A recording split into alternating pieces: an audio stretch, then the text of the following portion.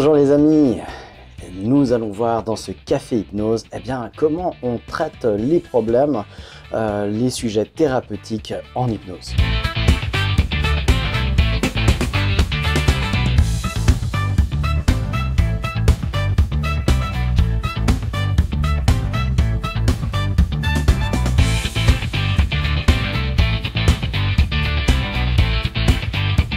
Bonjour à tous, j'espère que vous allez bien, que vous commencez une belle semaine. Nous voici le 20 mai. Alors ce mois de mai, mois de juin, c'est des semaines des fois qui sont un peu courtes.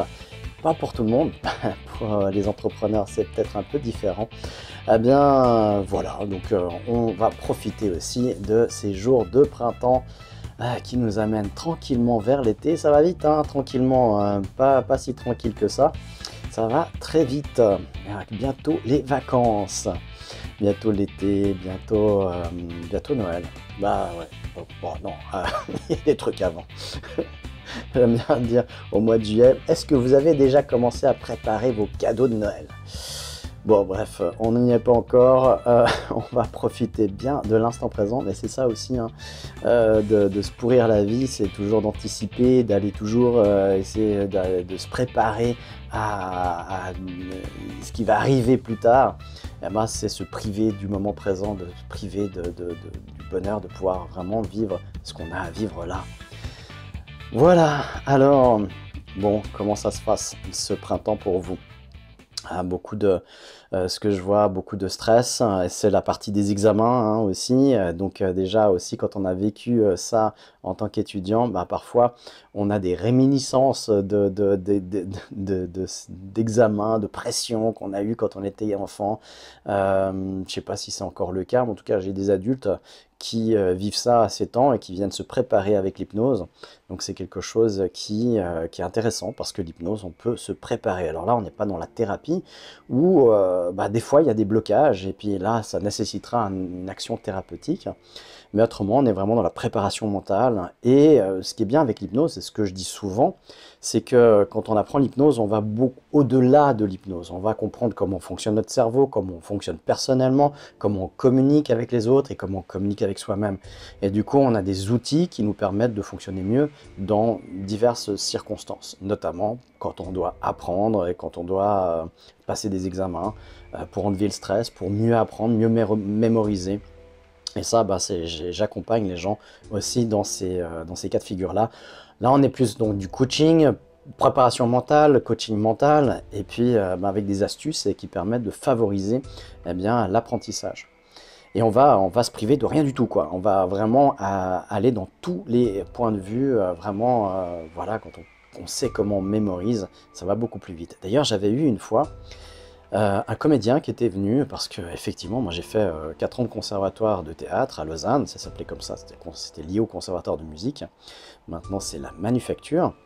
J'ai fait 4 ans de conservatoire et pas une seule fois on m'a appris à mémoriser. Et pourtant, c'est peut-être la base. Et non, parce que personne ne le savait en fait. Il n'y a pas de cours pour ça. C'est bien dommage. Et j'ai eu dans mes consultations un comédien qui devait faire 8 heures de spectacle non-stop, un peu plus, vers 9 heures. Et il devait faire une journée, chaque jour il faisait 1 heure, 1h20 de spectacle. Donc de texte. En one-man show, donc solo, monologue, voilà, plutôt qu'un one-man show, c'est un monologue d'une heure, entre 1h20, 1h30, tous les jours pendant 8 jours, pendant 7 jours. Donc on était à peu près à 9h, 9-10 heures de texte à apprendre, et il lui restait 1 mois et demi. Et il n'arrivait pas, il était en panique. Alors déjà, première chose qu'on fait, et c'est là où c'est le sujet vraiment de cette vidéo, c'est comment on travaille en hypnose. On va déjà regarder les freins. On va enlever les freins. Il y a des praticiens en hypnose qui préconisent de travailler que sur l'objectif. Oui, c'est bien, dans certaines circonstances, c'est très bien, et on peut le faire. Mais c'est dommage aussi de se priver d'enlever les freins, parce que l'hypnose permet ça. Le coaching pas. Le coaching, on va se plonger vraiment sur ce qu'on veut construire. Hein, les Canadiens, les Québécois appellent ça la thérapie du bien portant, le coaching. Donc on va se focaliser sur le positif, sur l'objectif, etc. On va lever les freins qui nous empêchent d'aller sur l'objectif. Mais dès qu'il y a un frein thérapeutique, c'est-à-dire une cause profonde, un trauma ou quelque chose comme ça, ben, on est démuni, on ne peut pas. Et puis la personne, elle va être bloquée. Et j'ai pas mal de coachs qui ont pris conscience de ça et puis qui se disent « Ah ben, je vais t'envoyer les gens pour qu'ils fassent juste une séance pour enlever ce blocage-là. » Et puis comme ça, ils peuvent continuer après le coaching parce que là, on ne peut plus avancer. Et oui, c'est effectivement le cas. Et puis en une séance, ben, on débloque et puis ça avance après beaucoup plus vite. Et je suis aussi à disposition pour ce genre de choses. Parce que l'hypnose, ça va dans la globalité. Encore une fois, on n'est pas que sur de la préparation mentale. On peut faire de la thérapie avec et de la connaissance de soi. Et donc, on travaille dans plusieurs domaines, hein, aussi le médical, aussi bien le spectacle, hein, c'est les 5 utilisations de l'hypnose. Le spectacle, divertissement, le médical pour l'anesthésie et l'accompagnement de maladies lourdes ou d'accidents graves. Et puis ensuite, on a bien, la thérapie, la préparation mentale, et puis le développement personnel, connaissance de soi, spiritualité. Eh bien, ces 5 domaines d'utilisation de l'hypnose complètement différentes. On n'utilise pas les mêmes outils, la même approche, la même façon de faire. Mais on utilise toujours l'hypnose. Donc l'outil général de l'hypnose, mais pas de la même manière. Et donc, quand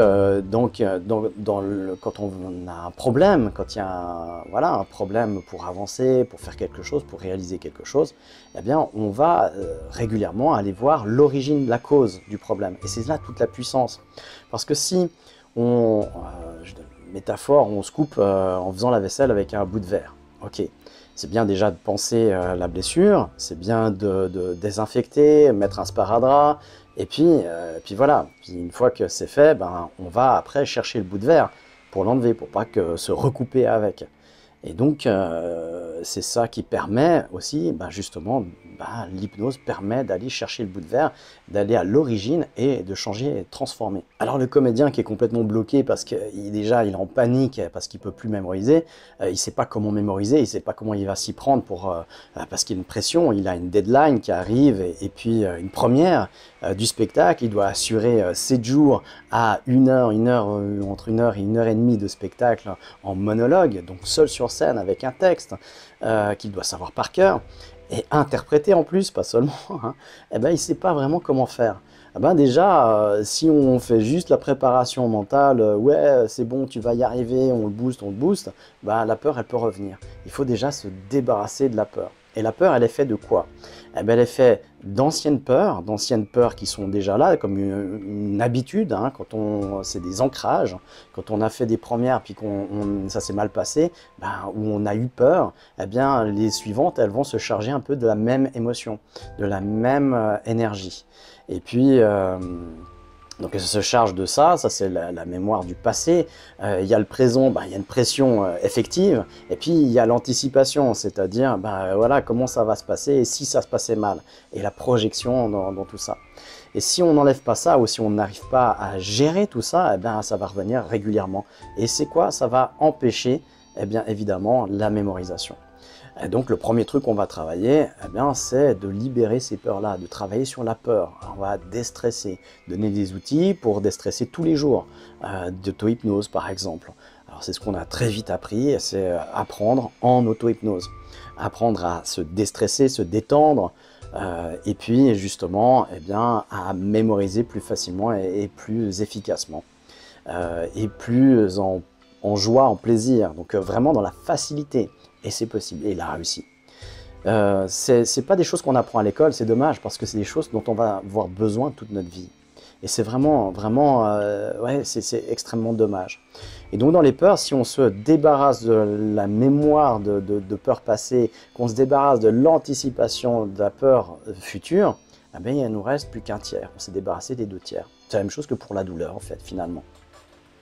Donc ces techniques nous permettent de mieux comprendre, de mieux activer nos ressources intérieures, parce que j'invente rien quand je fais ce travail avec cette personne. J'invente rien du tout. Je place pas des choses en lui qui n'existent pas. Je réveille des choses qui existent en lui, et puis je lui donne accès en lui permettant d'activer ça lui-même par l'apprentissage d'auto-hypnose. Et donc comme ça, on devient plus grand, plus en contrôle. Alors quand les gens pensent que l'hypnose c'est une perte de contrôle, qu'on va se faire manipuler, ben vous vous manipulez tous les jours, parce que quand vous faites des référentiels sur les peurs du passé et puis les peurs d'anticipation, ben c'est de la manipulation mais négative. Alors en comprenant comment vous manipulez tout seul négativement, eh bien vous pourrez comprendre comment vous manipulez positivement toujours tout seul. Donc volontairement et seul. Et donc, pas avoir besoin d'un thérapeute ou quelqu'un pour faire ça. D'accord? Mais pour ça, il faut l'apprendre. Et à ce moment-là, on a besoin d'un enseignant ou d'un thérapeute. Donc, sans travail sur les blocages, ben, on arrive à un résultat très mitigé. En travaillant sur les blocages, on a un résultat qui va beaucoup plus loin. Encore une fois, s'il n'y a pas de bout de verre dans le lavabo, ben, on n'a pas besoin, on guérit juste la plaie et puis ça marche. Puis ça marche très très bien. Le problème, c'est de penser que l'hypnose ne sert qu'à une seule chose. C'est ça le problème. Et c'est le problème de beaucoup de thérapeutes, parce qu'ils ont fait des formations très courtes, et donc du coup, ben, ils ne sont pas conscients de ce qu'on peut faire en plus avec l'hypnose.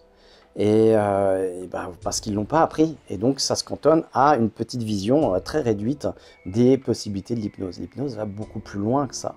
Et on peut vraiment utiliser toute notre créativité pour inventer des choses. Alors aujourd'hui, inventer des choses en hypnose, ce n'est pas évident, parce qu'il y a tellement eu de gens créatifs dans l'hypnose depuis presque 2 siècles que finalement, ben, on pense, il y a souvent des découvreurs d'hypnose, des débutants en hypnose, je dirais, débutants en hypnose, en tout cas 5 ans, hein, dans les 5 premières années, bah, des débutants en hypnose qui tout à coup ont de la créativité et puis se disent « Ah, j'ai inventé une méthode » et puis ils commencent à l'enseigner partout autour. Et le problème, c'est que ça a été inventé il y a 150 ans avant, quoi. On l'a déjà fait, voilà. Bon, bah, est-ce que c'est un problème? Oui, quand c'est une question d'ego et d'argent, mais après, quand c'est une question de technique et puis d'aider les gens, bah non, finalement, c'est très bien aussi comme ça. Mais voilà, donc l'hypnose permet vraiment d'enlever l'origine des problèmes. Et quand on a un problème, bah, je sais pas, je manque de confiance en moi, parce que dans mon enfance, j'ai eu une personne comme ça, elle a eu un trauma. Dans son adolescence, elle s'est retrouvée face à un public et devant ce public, elle n'a pas pu parler en public, par exemple. Voilà, manque de phobie de parler en public. Et ben, de travailler d'arrache-pied à essayer de lui redonner confiance, de lui faire prendre confiance par des exercices, par de la répétition, sur le fait de pouvoir parler en public, ça va marcher, mais ça va demander 10, 15 séances, alors qu'on peut le faire en une fois si on nettoie le trauma. Si on nettoie le trauma dans le passé, eh ben, la personne elle est libérée, elle n'a plus le frein qu'elle a dans sa vie aujourd'hui, et on l'a enlevé dans le passé. Et ce qui est génial, c'est que le cerveau, il est malléable et puis qu'il va croire à cette histoire qu'on a changée. Même soit on nettoie le trauma, soit on change même carrément l'histoire. Et la personne, ben, elle revient, elle est là, elle sait, elle se souvient que ça s'est passé comme ça. Mais l'histoire n'a plus aucun impact en elle-même. Je donne souvent cette métaphore. D'ailleurs, elle ne vient pas de moi, c'est Richard Bandler qui la transmettait. Ces 2 enfants qui jouent sur la plage au bord de la mer et qui s'amusent dans les vagues. Et tout à coup, il y a une grosse vague qui projette les 2 enfants violemment sur le sable. Il y en a un qui va pleurer vers sa maman parce que ça l'a traumatisé, et ça va peut-être créer un trauma pour toute sa vie après sur la mer, sur l'eau, sur les vagues. Et l'autre va chercher une vague encore plus grande parce que ça l'a amusé. La vague est la même pour les 2 enfants. C'est la façon dont ils sont racontés la vague. Eh bien, cet enfant qui va pleurer vers sa maman, eh bien, il est traumatisé, mettons. il a phobie de la mer et donc du coup il n'y va plus jamais. Tout à coup il doit faire quelque chose parce que, je sais pas, des amis, sa compagne, eh bien, a envie de passer un moment, des vacances au bord de la mer. Et lui c'est une phobie, il peut pas y aller. Et pourtant, il aimerait faire plaisir à sa famille. Il se dit dans sa tête, oui, mais c'est ridicule, c'était quand j'avais 6-7 ans que ça s'est produit, maintenant, voilà, je suis plus grand, je peux apprécier la mer différemment. Puis au pire des cas, j'ai pas besoin d'y aller, je vais juste sur la plage. Mais c'est plus fort que lui, il ne peut pas. Eh bien, de l'encourager, de lui faire imaginer qu'il va pouvoir y aller, tout ça, ça sera certainement pas suffisant, ou il faudra beaucoup de répétitions. Maintenant, on revient dans son passé en hypnose, et puis là, on va lui faire comprendre par du recadrage, par lui-même, en expliquant à son autre soi, à lui, quand il était enfant, eh bien, qu'il peut revisiter cette histoire différemment, qu'il peut se raconter cette vague comme l'autre enfant, et puis trouver ça amusant, même s'il a bu la tasse, et puis d'aller encore dans les vagues, jouer avec son camarade, son copain ou son frère. Et puis, ben ça change sa perception intérieure. Et on ramène tout ça à l'intérieur de lui jusqu'au moment présent. Eh bien, c'est fini. On n'a besoin que d'une séance. Parce que c'est terminé. Il a revisité le moment traumatique qui a installé cette phobie. Eh bien, c'est fini. Il ne vivra plus cette phobie du tout. Et il a suffi d'une séance. Alors encore une fois, qu'est-ce qu'on veut? On veut faire du business et puis rendre dépendants les gens aux séances d'hypnose. On veut voilà, fidéliser une clientèle. On veut... ok, c'est pas ma vision. Ma vision, c'est d'aider les gens à se débarrasser de ce qui leur pourrisse la vie, à opérer des changements qu'ils désirent, pas contre leur volonté. C'est eux qui désirent. Et essayer de leur dire, oui, on peut se débarrasser de ça facilement et rapidement. Parce que personne n'a envie de rester dans un problème pendant 2-3 ans à essayer de le régler avec une autre personne. On a envie d'aller vite. On n'a pas tout ce temps à passer, à faire ça. Et pas parce qu'on veut aller vite, parce qu'on n'aime pas être mal, tout simplement. Tout simplement. C'est presque non-assistance à personne en danger. Si on sait qu'on peut faire quelque chose pour les gens et qu'on ne le fait pas. Ou qu'on le fait voilà, à moitié parce qu'on espère qu'il puisse revenir. Mais non, c'est pas du tout ma philosophie, c'est pas du tout mon principe. Je suis là pour aider les gens. Et de ce fait, j'ai beaucoup de monde qui viennent parce j'ai des résultats. Et puis ces résultats, eh bien, ils parlent d'eux-mêmes. Et puis ces résultats, alors les gens, ben, je les vois pas, j'en vois beaucoup, mais je les vois pas longtemps. Et puis après ils repartent, et puis ils me recommandent d'autres personnes. Et puis c'est d'autres personnes qui viennent. Alors j'en vois beaucoup, c'est vrai, par année. Mais voilà, je les vois pas longtemps. Donc des fois, pardonnez-moi hein, si vous me croisez dans la rue puis que je vous reconnais pas parce que ça fait 2 ou 3 ans qu'on s'est vu, ça peut m'arriver parce que je vois énormément de gens. Et je dis ça avec toute simplicité, c'est la vérité. Donc voilà, il y a aucun orgueil derrière. C'est juste que je veux être présent pour les gens, pour les aider simplement au mieux. Et puis je suis tellement